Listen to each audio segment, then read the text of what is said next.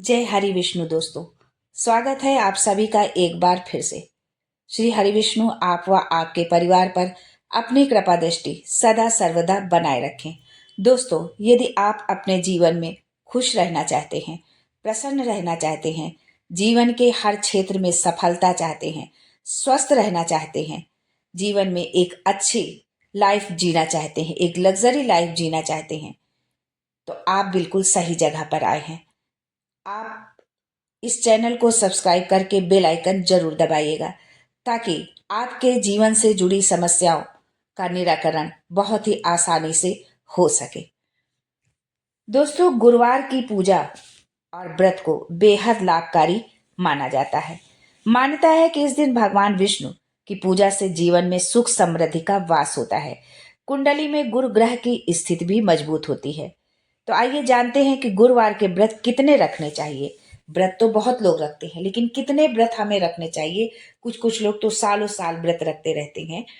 तो हमें इसमें क्या हमको सावधानी बरतनी चाहिए गुरुवार के व्रत में, और इसके उद्यापन की सही विधि क्या है। गुरुवार से संबंधित सारी जानकारी आपको आज के इस वीडियो में मिलने वाली है। आगे बढ़ने से पहले आपसे रिक्वेस्ट करती हूँ कि वीडियो को लाइक करिएगा, दोस्तों को शेयर कर दीजिएगा, और अगर आपने अभी तक चैनल को सब्सक्राइब नहीं किया है तो चैनल को सब्सक्राइब करके बेल आइकन जरूर दबाइएगा। हिंदू धर्म में गुरुवार का व्रत भगवान बृहस्पति देव के लिए और भगवान विष्णु की कृपा पाने के लिए किया जाता है। अगर आप अपने दुर्भाग्य को समाप्त करना चाहते हैं और सौभाग्य में वृद्धि प्राप्त करना चाहते हैं तो आप गुरुवार का व्रत जरूर करें। लोगों की शादी में बार बार बाधाएं आती हैं, तो लोगों को गुरुवार का व्रत जरूर रखना चाहिए। जिस भी जातक की कुंडली में विवाह के योग में कुछ समस्याएं आ रही हैं, कुछ व्यवधान पड़ रहे हैं, तो उनको गुरुवार का व्रत जरूर रखना चाहिए। धार्मिक मान्यता है कि गुरुवार का व्रत करने से भगवान विष्णु की कृपा से जल्दी विवाह के योग बनते हैं। इसके साथ ही आपके जीवन की परेशानियां दूर होती हैं और जीवन में खुशहाली भी आती है।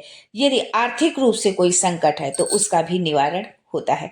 गुरुवार का व्रत रखने से पहले इसके कुछ नियमों का जरूर हमें पता होना चाहिए, कि वो नियम पता होना बहुत जरूरी होता है। किंतु क्योंकि यदि हम बिना नियम के, यदि अनजाने में हमसे कोई भूल होती है, तो हमारा पूजा पाठ और व्रत उपवास जो होता है वो सब निष्फल चला जाता है। जब हम इसके नियमों को जानकर सही ढंग से हम पूजा पाठ करते हैं, तभी जो है आपको व्रत का जो है पूर्ण फल मिल सकता है।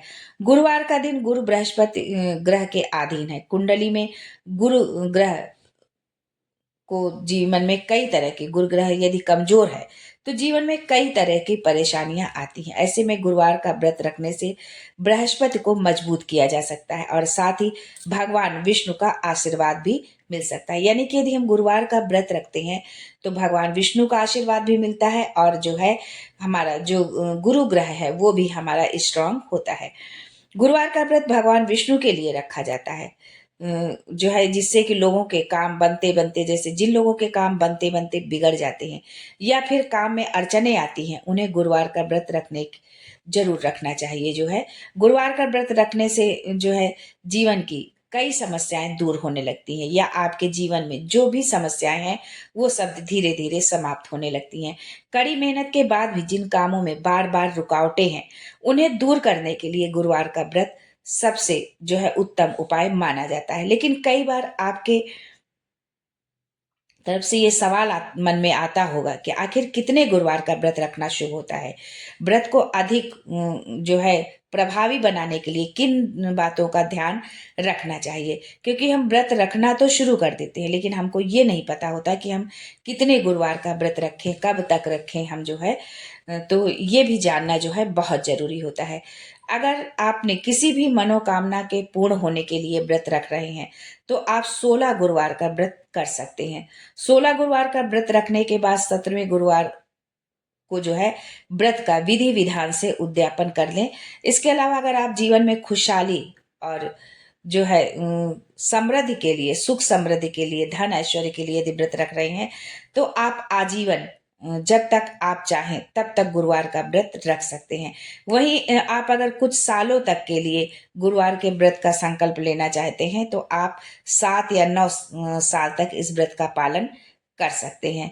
गुरुवार व्रत के उद्यापन के लिए एक पहले जो है सभी जो है चने की दाल, गुड़, हल्दी, केला, पपीता और वस्त्र आदि ले आए, जो भी आपके सामर्थ्य में है। 16 गुरुवार पूरे होने के बाद गुरुवार के व्रत का उद्यापन करें। जिस दिन उद्यापन करना हो उस दिन स्नान के बाद पीले कपड़े जो है भगवान विष्णु को धारण करें, भगवान विष्णु को धारण कराएं और स्वयं भी पीले वस्त्र पहने। भगवान विष्णु का ध्यान करें और मंत्रों का जाप करें।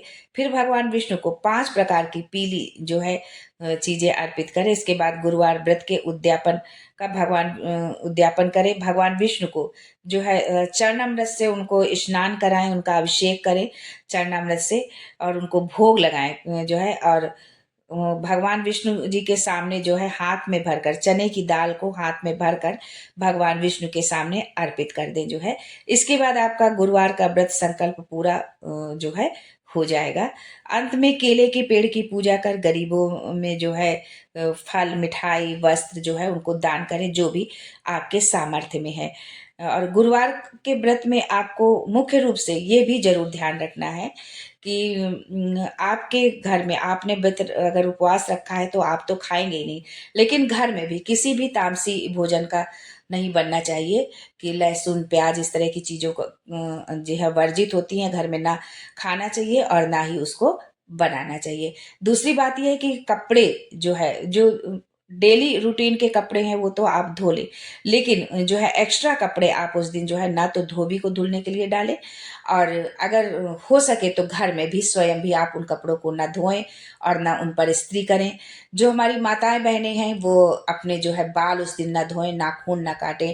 इस तरह की जो है इन छोटी छोटी चीज़ों का यदि आप ध्यान रखते हैं गुरुवार के व्रत के साथ में, तो आपकी जो है व्रत आपका पूर्ण रूप से सफल होगा। और आपने जिस भी कामना के लिए गुरुवार का व्रत रखा है, जिस भी संकल्प के साथ में, तो वो आपका संकल्प, वो आपकी कामना जरूर पूर्ण होगी।